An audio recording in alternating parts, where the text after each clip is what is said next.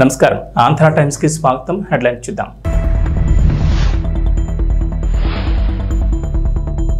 చంద్రబాబు సర్కార్ సంచలన నిర్ణయం, టీటీడీ పాలక మండలి రద్దు.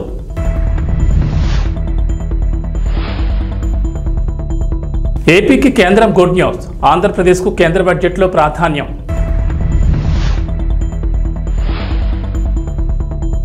తెలంగాణకు పన్నుల వాటాగా 26,216 కోట్లు 2024-25 ఆర్థిక సంవత్సరానికి కేంద్రం నుంచి నిధులు.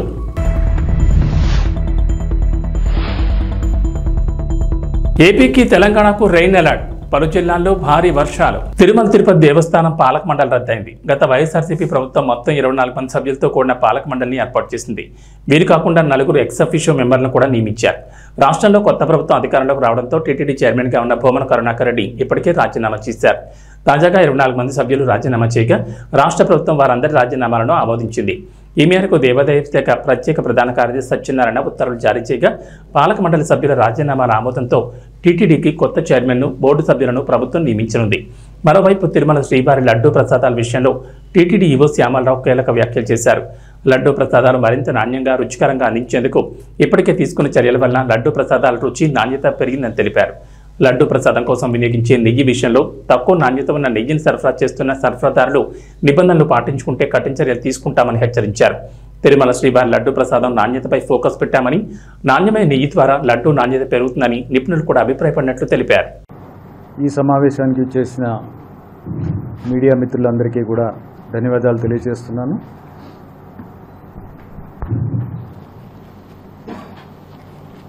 గత నెల రోజులుగా లడ్డూ నాణ్యత పెంచడానికి ఏం చేయాలనేది టీటీడీ ఎక్సర్సైజ్ చేస్తుంది. దాంట్లో భాగంగా ఎక్స్పర్ట్స్ అందరితో, అలాగే లడ్డూ పోర్టు స్టాఫ్తో, ఇంతకుముందు చేసిన వాళ్ళు, లడ్డూ పోర్టులో పనిచేసిన వాళ్ళు, ఇంతకుముందు క్వాలిటీ చూసిన వాళ్ళందరితో కూడా కారణం ఏంటి, ఏం చేస్తే బాగుంటుంది, ఏం చేస్తే ఇంప్రూవ్ అవుతుంది, క్వాలిటీ అనేది చర్చించడం జరిగింది. తర్వాత వాళ్ళు కొన్ని సజెషన్స్ ఇవ్వడం జరిగింది. దాంట్లో ముఖ్యంగా మనం వాడే నెయ్యి, కౌగి ఆవు నెయ్యి ఏదైతే వాడుతున్నామో ఆ క్వాలిటీ ఇంప్రూవ్ అవ్వాలి. ఆ క్వాలిటీ ఇంప్రూవ్ అయ్యేదాకా మనం ఏం చేసినా సరే పెద్దగా ఇంప్రూవ్మెంట్ ఉండదు అనేది వాళ్ళు చెప్పడం జరిగింది. ఆ విధంగానే కొన్ని శాంపిల్స్ తయారు చేస్తే అది కరెక్టే. సో తర్వాత ఈ కౌగి ప్రొక్యూర్మెంట్లో ఏమిటి ఇష్యూస్ అనేది చూస్తే కొన్ని బేసిక్ ఇష్యూస్ ఉన్నాయి. వాటిని అడ్రస్ చేస్తే కానీ మనకి కౌగి అనేది క్వాలిటీ అనేది ఇంప్రూవ్ కాదు. ముఖ్యమైనది ఏంటంటే మనకి ఇక్కడ ల్యాబ్ ఫెసిలిటీ సరిగ్గా లేకపోవడం అనేది ఒక ముఖ్యమైన లోపం. మనకి ల్యాబ్ ఉంది కానీ దీని బేసిక్ టెస్టింగ్స్ చేయడానికి ఉపయోగపడుతుంది, కానీ అడల్ట్రేషన్ టెస్టింగ్ చేయడానికి సరైన ఎక్విప్మెంట్ లేదు. 2 ఎక్విప్మెంట్ కావాలి. సో ఆ ఎక్విప్మెంట్ ఇక్కడ లేదు. దానివలన మనం అది చేయలేకపోతున్నాం. కాకపోతే బయట ల్యాబ్స్కి పంపించాల్సి వస్తుంది. కానీ మనం రోజు ట్యాంకర్స్, 2 ట్యాంకర్స్ దాకా అలా అవసరం ఉంటుంది. మనకి కంటిన్యూస్గా రిక్వైర్మెంట్ ఉంటుంది కాబట్టి కొంత ఇబ్బంది ఉంది. అది చేయలేకపోతున్నాం కాబట్టి సప్లయర్స్ అడ్వాంటేజ్ తీసుకోవడం ఒకటి కనిపిస్తుంది. తర్వాత ప్రొక్యూర్మెంట్ సిస్టమ్ కూడా మనకి ఇబ్బందులు ఉన్నాయి. అంటే మనం చేసే ప్రొక్యూర్మెంట్లో వాళ్ళకున్న డాక్యుమెంట్స్, అంటే good manufacturing practices and FSSAI certifications, ఇలాంటి డాక్యుమెంటేషన్స్ తీసుకొచ్చి ఇస్తున్నారు. అందరూ కూడా దాంట్లో పాస్ అయిపోతున్నారు. ఆ తర్వాత టెండర్కి వెళ్తాము. టెండర్కి వెళ్ళిన తర్వాత రేట్స్ వేస్తారు. రివర్స్ టెండరింగ్ వెళ్తాము, వాళ్ళకి రేట్స్ వస్తుంది ఫైనల్గా. ఆ రేటుతో మనము ప్రొక్యూర్ చేయడానికి ప్రయత్నిస్తున్నాం. ఆ రేటు కాంపిటేటివ్ రేట్లో అంత అంటే దీనివల్ల ఏంటంటే క్వాలిటీ ఉన్నా లేకపోయినా ఈ సర్టిఫికేషన్స్ పెద్ద ఉపయోగం లేదనేది ఒకటి అబ్జర్వ్ చేశాము. ఏంటంటే సర్టిఫికేషన్స్ అందరికీ ఉంటున్నాయి, కానీ యాక్చువల్గా ఆన్ గ్రౌండ్ వాడు చేయగలడా, చేసే కెపాసిటీ ఉందా, లేకపోతే బయట నుంచి తీసుకొచ్చి ఇచ్చి మనకి సప్లై చేసేస్తాడా, అంటే ఏదో సబ్ కాంట్రాక్ట్ లాగా లేకపోతే వేరే దగ్గర కొనేసి మనకి ఇచ్చేస్తాడా అదే గీని అనేది మనకి డౌట్స్ రావడానికి అవకాశం ఉంది. ఎందుకంటే వాడి దగ్గర కెపాసిటీ, వాడికున్న క్వాలిటీ అవన్నీ కూడా అసర్టైన్ చేసే సిస్టమ్ లేదు. సో ఉందా లేదా అనేది మాత్రమే చూస్తున్నాం, ఆ పర్టికులర్ సర్టిఫికేషన్ ఉందా లేదా అనేది ఫీల్డ్ ఇన్స్పెక్షన్ కూడా చేస్తున్నాము. బట్ ఏంటంటే బెస్ట్ క్వాలిటీకి జస్ట్ ఆ కట్ ఆఫ్ ఏదైతే ఉందో వాడు దాటిన వాడికి పెద్దగా డిఫరెన్స్ ఉండటం లేదు. సో ఆ విధంగా వాడు మ్యానుఫ్యాక్చర్ చేసేదానికి కూడా అంత క్వాలిటీ ఉండట్లేదు అనేది అబ్జర్వ్ చేయడం జరిగింది. అది ఎక్స్పర్ట్స్ ఒపీనియన్ కావాలి. డైరీ ఫీల్డ్లో ఎక్స్పర్ట్స్ చాలామంది ఉన్నారు, వాళ్ళ ఎక్స్పర్ట్ ఒపీనియన్ తీసుకుని చేస్తే బాగుంటుందనే ఉద్దేశంతో ఒక ఎక్స్పర్ట్ కమిటీని ఒకటి ఫామ్ చేయడం జరిగింది. ఆంధ్రప్రదేశ్కు కేంద్రం బడ్జెట్లో ప్రాధాన్యం కల్పించింది. అమరావతి, పోలవరంతో పాటు పలు కీలక ప్రకటనలు చేసింది. వీటితో పాటుగా కేంద్ర పన్నుల్లో రాష్ట్రానికి వాటాపై కూడా క్లారిటీ ఇచ్చింది. ఈ ఆర్థిక సంవత్సరంలో 50,474.64 కోట్ల వాటా రానుంది. ఇది గత ఏడాది కంటే 5,776 కోట్లు అధికమని కేంద్రం తెలిపింది. గత ఫిబ్రవరిలో 49,364.61 కోట్లతో పోలిస్తే 1,110 కోట్లు ఎక్కువ. కేంద్రం 2024-25 ఆర్థిక సంవత్సరంలో అన్ని రాష్ట్రాలు కలిపి 12,47,211.28 కోట్ల వాటాను పంచనుంది. ఇందులో 4.047% ఆంధ్రప్రదేశ్ దక్కనుంది. రాష్ట్రానికి రానున్న వాటాలో అత్యధికంగా ఆదాయ పన్ను నుంచి 17,455.93 కోట్లు వస్తుంది. ఆ తర్వాత కార్పొరేట్ ట్యాక్స్ కింద 15,156.51 కోట్లు, సిజిఎస్టీ 15,79,039 కోట్లు రానున్నాయి.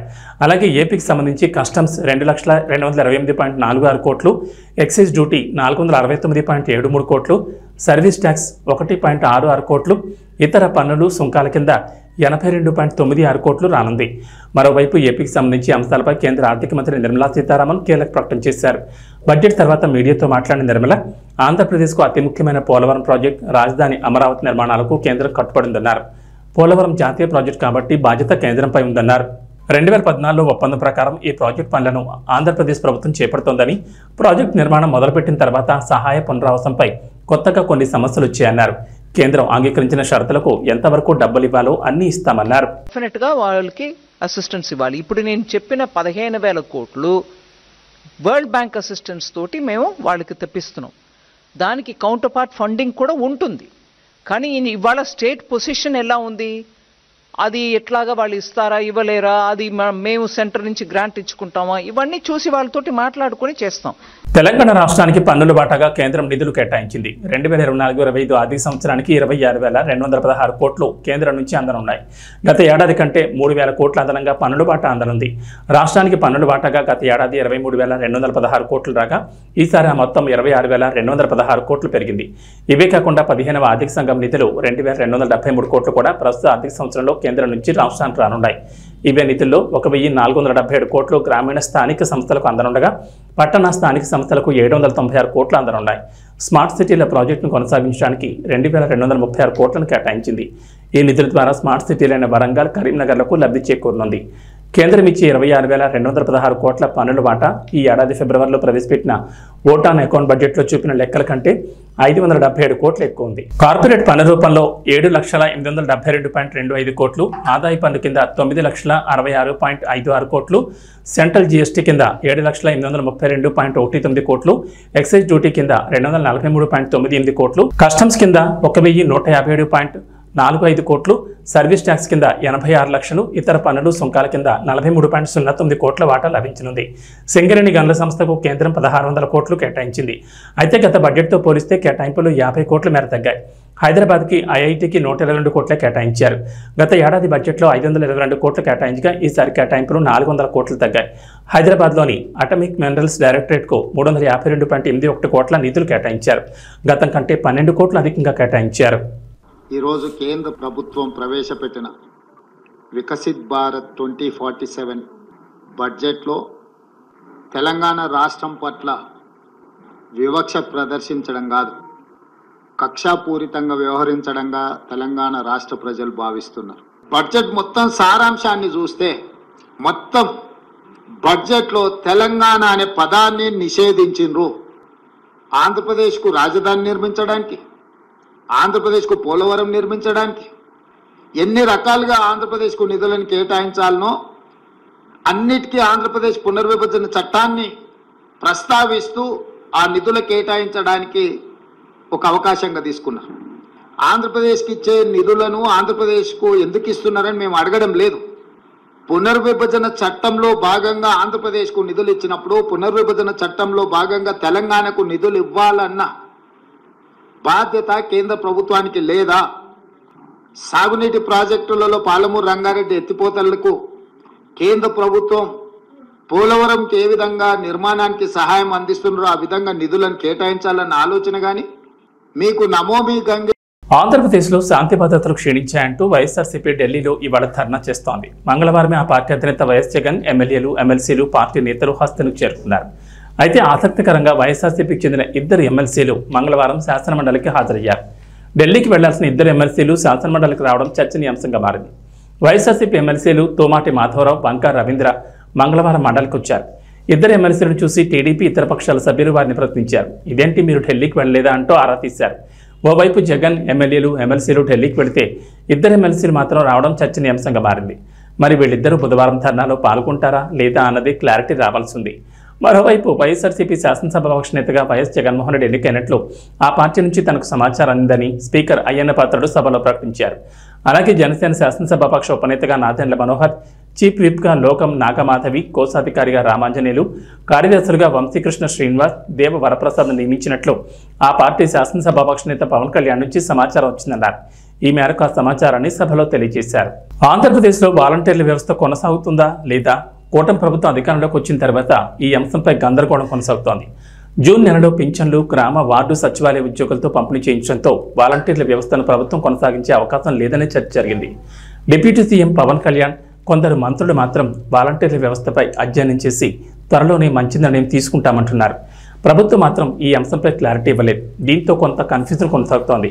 తాజాగా ఏపీ ప్రభుత్వం వాలంటీర్ల వ్యవస్థపై అసెంబ్లీలో క్లారిటీ ఇచ్చింది.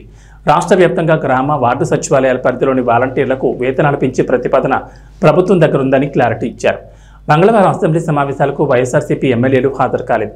వారంతా ఢిల్లీకి వెళ్లారు. ఈ క్రమంలో వైఎస్ఆర్సీపీ దర్శి ఎమ్మెల్యే బూచేపల్లి శివప్రసాద్ రెడ్డి అంతకుముందు సభకు నివేదించిన ప్రశ్నకు ప్రశ్నోత్తరాల సమయంలో ప్రభుత్వం తరపున సాంఘిక సంక్షేమ శాఖ మంత్రి డోలా బాల వీరాంజనేయ స్వామి సమాధానమిచ్చారు. వాలంటీర్లకు వేతనాలు పెంచే ప్రతిపాదన ఉందన్నారు. అంతేకాదు రాష్ట్రంలో వాలంటీర్ వ్యవస్థ కొనసాగుతున్నట్లు ప్రకటించారు. దీంతో వాలంటీర్ల వ్యవస్థపై ప్రభుత్వం క్లారిటీ ఇచ్చినట్లయింది. పురిటి నొప్పులతో తలడిల్లుతున్న ఇద్దరు గర్భిణీలకు భద్రాచలం ఎమ్మెల్యే తెల్లం వెంకట్రావు పురుడు పోశారు. స్వతహాగా డాక్టర్ అయిన తెల్లం అత్యవసర సమయంలో సిజేరియన్ చేసి కాన్పులు చేశారు. వివరాల్లోకి వెళ్తే గత కొద్ది రోజులుగా కురుస్తున్న వర్షాలకు గోదావరి తీర ప్రాంతం వరదలతో అల్లాడిపోతోంది. ఏజెన్సీ ప్రాంతంలో జనజీవనం పూర్తిగా స్తంభించిపోయింది. ఉన్నతాధికారుల సూచన మేరకు స్థానిక అధికారులు వరద ప్రభావిత ప్రాంతాల్లో సహాయక చర్యలు చేపట్టారు. గర్భిణీలను ముందుగానే భద్రాచలం ఏరియా ఆసుపత్రికి తరలించారు. అయితే ఆసుపత్రిలో 5 సర్జన్లు అందుబాటులో ఉండాలి. కానీ ఇటీవల 4 సర్జన్లు బదిలీ అయ్యారు. ప్రస్తుతం అక్కడ 1 సర్జన్ మాత్రమే ఉన్నారు. ఆయన కూడా ఆసుపత్రి పనిపై బయటకు వెళ్లారు.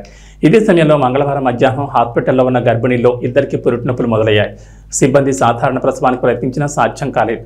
ఓవైపు వర్షం, వరదలతో మరో చోటుకు వారిని తరలించే పరిస్థితులు లేవు. పురిటి నొప్పులు ఎక్కువై గర్భిణీలు తలడిల్లిపోతున్నారు. ఏం చేయాలో అర్థం కాని ఆసుపత్రి సిబ్బంది సర్జరీ నిపుణుడైన ఎమ్మెల్యే తెల్లం వెంకట్రావుకు సమాచారం అందించారు. వరద సహాయక చర్యల్లో నిమగ్నమైన ఎమ్మెల్యే తెల్లం సిబ్బంది సమాచారం అందగానే హుటాహుట్న హాస్పిటల్కి చేరుకున్నారు. ఇద్దరు గర్భిణీలకు సిజేరియన్ చేశారు. దుమ్ముకోడు మండలం రేగుబల్లి గ్రామానికి చెందిన భీమనపోయిన స్వప్న 2వ కాన్పులో పండంటి మగబిడ్డకు జన్మనిచ్చింది. చెర్ల మండలం అంబేద్కర్ నగర్ చెందిన పెళ్లి పుష్పలీల 2వ కాన్పులో పండంటి ఆడబిడ్డను ప్రసవించింది. దీంతో వారి కుటుంబాల్లో ఆనందం వెల్లివిరిసింది. కేంద్ర బడ్జెట్ 2024లో తెలంగాణ రాష్ట్రానికి ఎలాంటి కేటాయింపులు లేకపోవడంతో సీఎం రేవంత్ రెడ్డి స్పందించారు. తెలంగాణ పట్ల కేంద్రం వివక్ష మాత్రమే కాదని కక్ష సాధించినట్టు తెలుస్తోందని రేవంత్ రెడ్డి పేర్కొన్నారు. బడ్జెట్ కేటాయింపుల్లో తెలంగాణకు తీవ్ర అన్యాయం జరిగిందన్నారు. బడ్జెట్లో తెలంగాణ పదాన్ని నిషేధించారని, తెలంగాణ పదాన్ని పలకడానికి కూడా కేంద్ర ప్రభుత్వం ఇష్టపడడం లేదని తీవ్ర స్థాయిలో మండిపడ్డారు. తెలంగాణ ఏర్పాటు పట్ల మోదీకి ఉన్న కక్షను మరోసారి చాటారు. ప్రధానమంత్రి నరేంద్ర మోడీ తెలంగాణకు వస్తే తాను స్వయంగా వెళ్లి స్వాగతం పలికి పెద్దన్న పాత్ర పోషించాలని అడిగినట్లు వివరించారు. కానీ ఆయన దుర్మార్గంగా వ్యవహరిస్తున్నారని మండిపడ్డారు.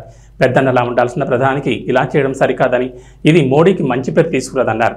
ప్రధాని మోడీని తానే స్వయంగా 3 సార్లు కలిశానని రేవంత్ రెడ్డి తెలిపారు.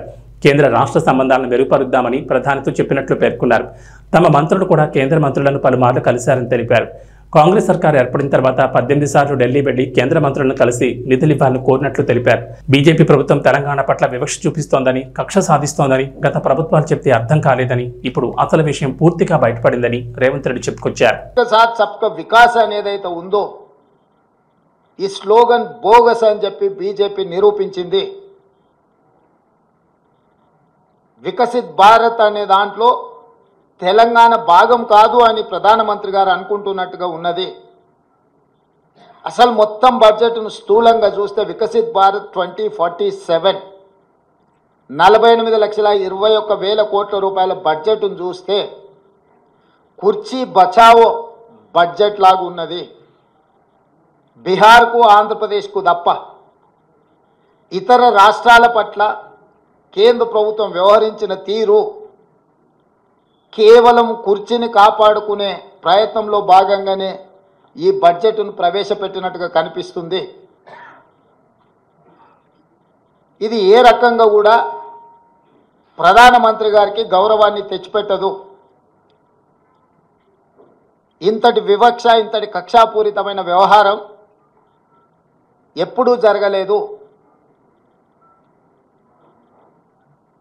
తెలంగాణ రాష్ట్రము, తెలంగాణ ప్రజలు 8 పార్లమెంట్ స్థానాలు, 35% ఓట్లు బీజేపీకి ఇచ్చిండ్రు.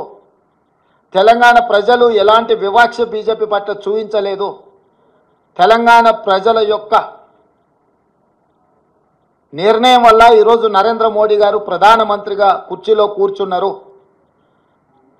8 సీట్లను తెలంగాణ రాష్ట్రం నుంచి గెలిపిస్తే కృతజ్ఞత చూపించాల్సిన బీజేపీ కేంద్ర ప్రభుత్వం, నరేంద్ర మోడీ గారు తెలంగాణ పట్ల కక్షాపూరితంగా వ్యవహరించారు.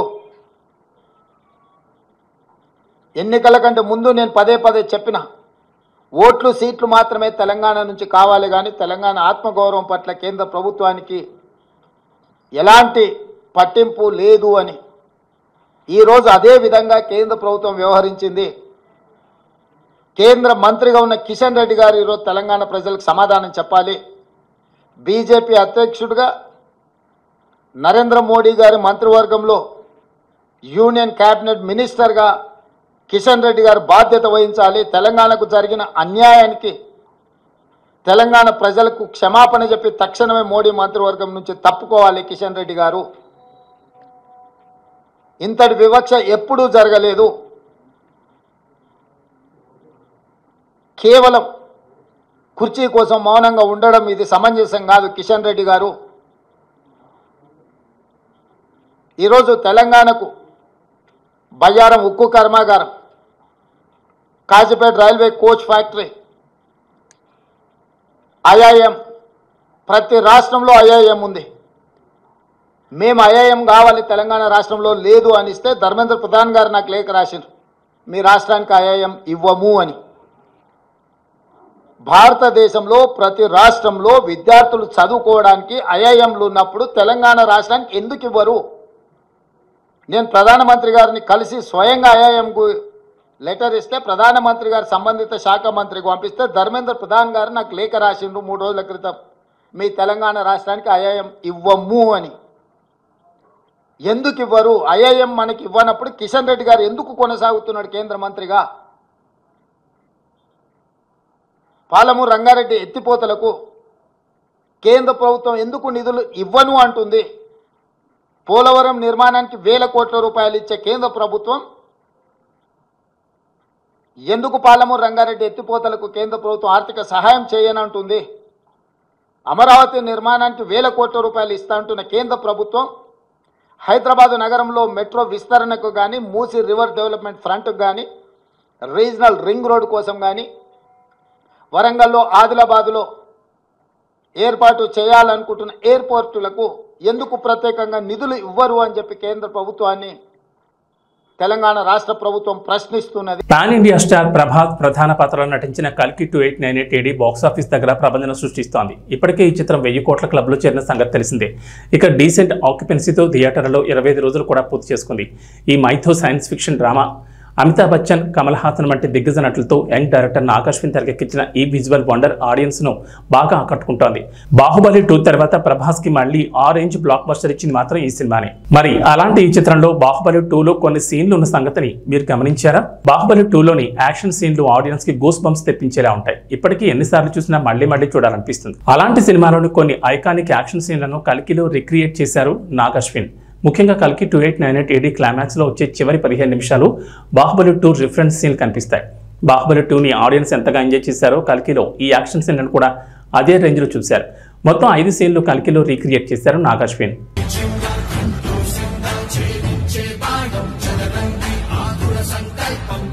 శ్రీలంక వేదికగా జరుగుతున్న మహిళల ఆసియా కప్ 2024లో భారత్ జట్టు హవా కొనసాగుతోంది. తొలి మ్యాచ్లో దాయాది పాకిస్తాన్ చిత్తు చేసిన భారత్ మహిళల జట్టు రెండో మ్యాచ్లో UAEని ఓడించింది. తాజాగా మంగళవారం జరిగిన ఈ మ్యాచ్లో నేపాల్ను చిత్తు చేసి హ్యాట్రిక్ విజయాన్ని నమోదు చేసింది. ఫలితంగా గ్రూప్ ఏ నుంచి అగ్రస్థానంతో సెమీఫైనల్కు చేరింది. ఈ మ్యాచ్లో తొలుత బ్యాటింగ్ చేసిన భారత్ నిర్ణీత 20 ఓవర్లలో 3 వికెట్ల నష్టానికి 178 పరుగులు చేసింది. అనంతరం నేపాల్ను 96 పరుగులకే కట్టడి చేసింది. ఈ మ్యాచ్ నుంచి కెప్టెన్ హర్మన్ ప్రీత్ కౌర్, పూజా వస్త్రాకర్లకు విశ్రాంతి ఇచ్చారు. దీంతో తాత్కాలికంగా కెప్టెన్ గా స్మృతి మంధానా టాస్క్ వెళ్లింది. ఈ మ్యాచ్ లో టాస్ గెలిచిన భారత్ మహిళల జట్టు కెప్టెన్ స్మృతి మంధానా ఏమాత్రం సంకోచించకుండా తొలుత బ్యాటింగ్ ఎంచుకుంది. కెప్టెన్ నమ్మకాన్ని నిజం చేస్తూ భారత ఓపెనర్లు చెలరేగిపోయారు. ఎడాపెడా 4లు, 6లు కొడుతూ స్కోర్ బోర్డును పరుగులెట్టించారు. ఈ క్రమంలోనే తొలి వికెట్కు సెంచరీ భాగస్వామ్యాన్ని నమోదు చేశారు. జట్టు స్కోరు 122 వద్ద హేమలత 47 పరుగులు, ఆ తర్వాత షెఫాలి వర్మ 48 బంతుల్లో 81 రన్స్ కూడా అవుట్ అయింది. చివర్లో రోడ్రిగ్స్ 15 బంతుల్లో 28 రన్స్ చేయడంతో భారత్ నిర్ణీత 20 ఓవర్లలో 3 వికెట్ల నష్టానికి 178 పరుగులు చేసింది. టోర్నీలో వరుసగా 3వ విజయం నమోదు చేసిన భారత్ సెమీఫైనల్ బెర్త్ను ఖరారు చేసుకుంది. మహిళల ఆసియా కప్ 2024లో టాప్ 4 బెర్త్ ఖరారు చేసుకున్న తొలి జట్టుగా నిలిచింది. భారత్ గ్రూప్ ఏలో అగ్రస్థానంలో లీగ్ దశను ముగించింది. ఈ ఫలితంతో పాకిస్తాన్ కూడా సెమీఫైనల్ బెర్త్ ఖరారు చేసుకుంది. గ్రూప్ ఏలో 2వ స్థానంతో నాకౌట్కు అర్హత సాధించింది. ఇక వాతావరణ విషయానికి వస్తే తెలంగాణలో గత 4-5 రోజులుగా ఎడతెరిపి లేకుండా వర్షాలు కురుస్తున్నాయి. కొన్ని జిల్లాల్లో భారీ వర్షాలు కురుస్తున్నాయి. మరికొన్ని జిల్లాల్లో ముసురు కురుస్తోంది. దీంతో ప్రజలకు తీవ్ర ఇబ్బందులు పడుతున్నారు. ఇక ఏకధాటిగా కురుస్తున్న వర్షంతో వాగులు, వంకలు పొంగి పొర్లుతున్నాయి. జలాశయాలు నిండుకుండలా మారాయి. అయితే ఇప్పట్లో వర్షాలు తగ్గేలా కనిపించడం లేదు. మరో 2 రోజుల పాటు వర్షాలు కొనసాగే అవకాశం ఉందని హైదరాబాద్ వాతావరణ కేంద్రం హెచ్చరించింది. అల్పపీడన ప్రభావంతో రాష్ట్రంలో విస్తారంగా వర్షాలు కురుస్తాయని చెప్పింది. నేడు ఆసిఫాబాద్, మంచిర్యాల, జగిత్యాల, పెద్దపల్లి, జయశంకర్ భూపాల్పల్లి, హనుమకొండ, ములుగు, కామారెడ్డి, సంగారెడ్డి, రాజన్న సిరిసిల్ల జిల్లాల్లో భారీ వర్షాలకు ఛాన్స్ ఉందన్నారు. ఈ మేరకు ఆయా జిల్లాలకు ఆరెంజ్ అలర్ట్ జారీ చేశారు. భారీ ఈదురుగాలులు, ఉరుములు, మెరుపులతో కూడిన వర్షం పడే అవకాశం ఉందని, జాగ్రత్తగా ఉండాలని వాతావరణ శాఖ అధికారులు సూచించారు. పిడుగులు కూడా పడే ఛాన్స్ ఉన్నందున ప్రజలు అప్రమత్తంగా ఉండాలన్నారు. అవసరమైతేనే బయటకు వెళ్లాలని, చెట్ల కిందకు వెళ్లొద్దని సూచించారు. ఏవీ బులెటిన్ విశేషాలు. నమస్కారం.